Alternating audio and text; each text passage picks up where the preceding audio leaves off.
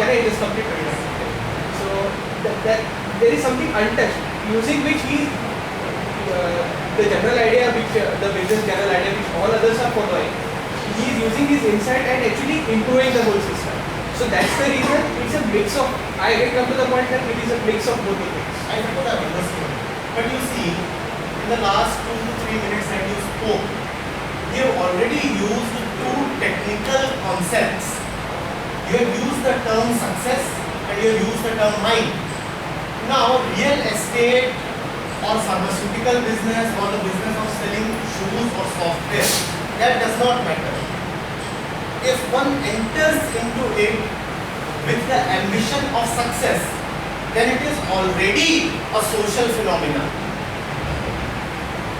Real estate is not significant. What is significant is that the individual is entering, as you said, with a view to make things successful. Remain with that, remain with that. Where do your notions of success and failure come from? He said he wants to prove himself. I see the shadow of success here. You have explicitly mentioned success. The next term you have used is his own mind. I invite you to go into this question. Is there anything called one's own mind? Or is the mind itself a totally social construct? What do you mean by one's own mind? What you call as mind is an aggregation of three things: knowledge, experience, memories. Knowledge, experience, memories. In addition to that, there are certain scholars who also add evolution to it, which is biological conditioning. Knowledge comes from outside, experience comes from outside, and memories are a reservoir of the first two. What do you mean by mind? Is your mind yours? And it is your mind that is talking the language of success.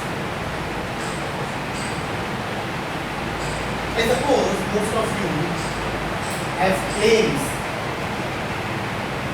genuine claims, at doing things differently, doing things for, as they say, a pious, sanctimonious social cause. Before we go into the subject of how will I go about demonstrating myself or attracting money for my work or telling to funders as to what use their money has been put or selling some idea to communities, firstly you have to understand who is talking. Who is talking? If you are talking the language of success, then there is hardly a difference between a profit entrepreneur and a lifestyle entrepreneur and a social entrepreneur. Because the first two are defined by the term success.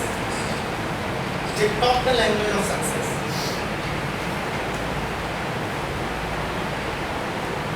So remain with that. It will not be greatly beneficial even if all tools and techniques are handed over to you of communication. Because finally, and it's common sense, what matters is who is communicating. What is his self-concept? To whom is he talking and with what purpose? Now, I am supposed to take a session on communication needs of a social entrepreneur. I could have as well come and started with a PowerPoint presentation on there are 5 kinds of major communication that a social entrepreneur needs. These are these, and you have memo writing, and you have report writing, and you have project writing, and you have field training report, and you have meeting report. That would happen if I think, if my self-concept is that I am coming over here as a communication teacher to postgraduate students of entrepreneurship. That involves my assumption about myself and yourself, who I am and who you are. Similarly, exactly similarly, when you are talking to somebody, what you are saying will depend on what you think of yourself and the other person. Is that not correct? The label may be the same. The label may be the same. The fellow secretary might tell him, well, you see, from that particular NGO or somebody, a team has come over and they'll be detailing as to what is the progress against plan. So it is a PAP presentation. You would have heard that, right? Progress against plan. So much fun that gone into this scheme and we want to see against plan how much progress has been made. The label might remain the same, but the contents of communication will change entirely depending upon who you know yourself as. मैं हूँ कौन और मैं जो बोलने जा रहा हूँ मैं किससे बोल रहा हूँ. Do we see that this is a very important question? Do we see that this probably is the most important question in communication? Otherwise, what is there in communication? It's a trivial topic. All of you have got language, and all of you have got voices, and any of you can come over and speak. And that is what communication is all about. Right? Yes? Speaking out. Yes, just speaking out something is not communication. What are you speaking out the content? Who is speaking? Who is speaking? Once you are clear about who is speaking, what is being spoken automatically takes care of itself. What is being spoken, just like theatre. Anybody who has been into it? What does the director always keep on telling you in case you have been an actor? What does the director always keep on telling you? Get into the character, get into the character. Once you are into the character, then the dialogue delivery and the body language and everything falls into place without explicit attention. You don't have to try too hard, it just happens. Because now you know that you are the character. Your self-concept has absorbed that. Am I right about that?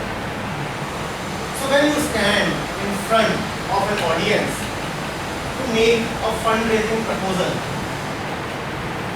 is it not important to see who you are and what you are trying to do?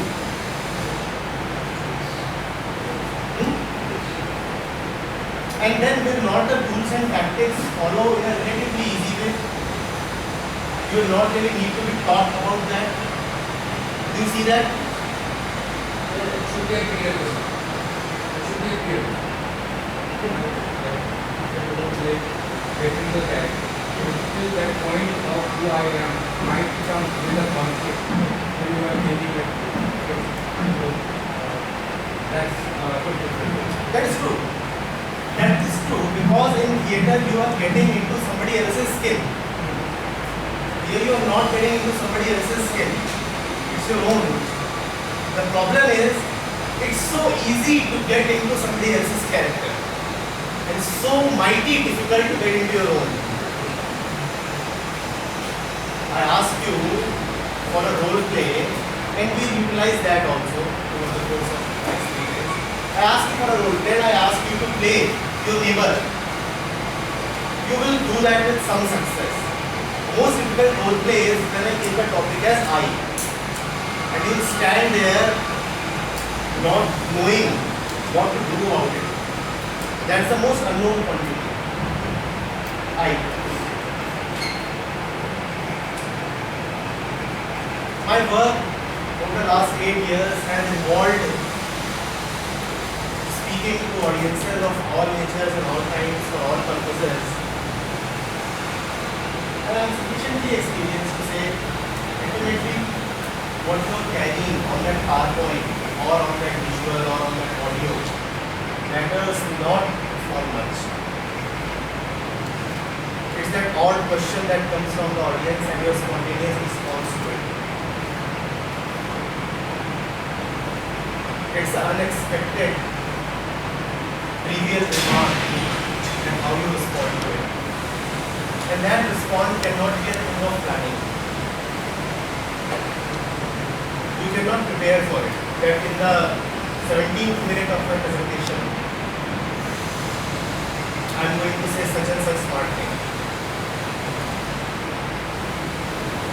That comes, that spontaneous response comes with clarity of the self, with clarity about who you are and what you are doing here. Otherwise, there is fear, there is conflict, and there is apprehension.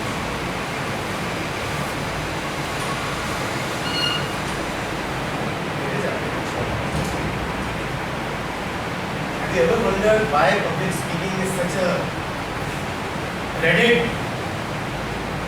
skill? The fear of public speaking is one of the biggest fears in the human psyche. Think about it. It's not because of that conflict that comes. There are others and the weight of their expectations and the weight of their conditioning.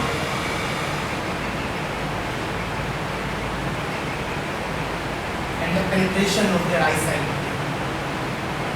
And here am I, who is standing vulnerable, exposed. And the conflict. No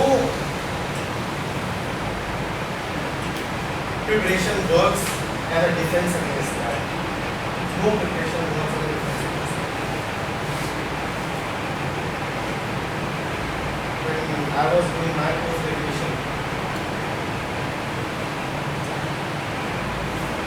the early days, I thought that kind of thing. People who prepare wonderful roles and who have actually worked hard at PowerPoint presentations, Word documents, office reports. When it would come to displaying it and speaking on it and defending it, they would be shivering like anything. Because at that moment, things like success, expectation creep into their mind. When somebody who stands there as a little outside of the society, not feeling the pinch of the society's pressure to succeed and deliver and be somebody whom the society can respect, they would be the ones who would, in a very natural, in a very smooth way, just go about doing it. That would not be spectacular. There would be nothing miraculous about it. But there would be a very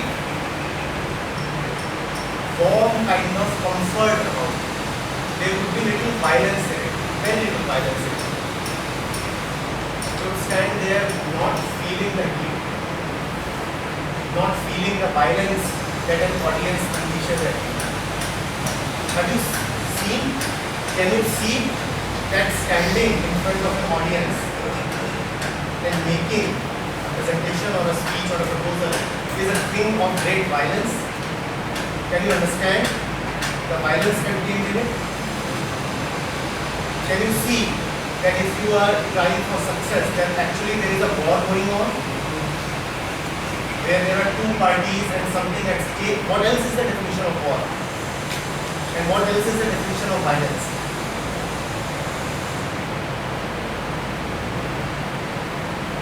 Is it a collaborative thing where it's a win-lose situation? Either I get that money or somebody else gets it. Either the proposal gets extended or it gets aborted. Either I will be successful coming out of that door or I will be labeled unsuccessful. Do you not see the violence contained in it? And do you not see how your body responds to that violence? Your whole face goes red.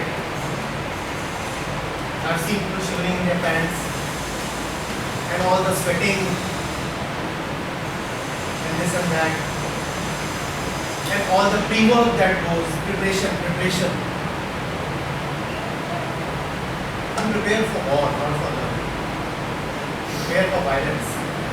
Preparation means an anticipation of violence.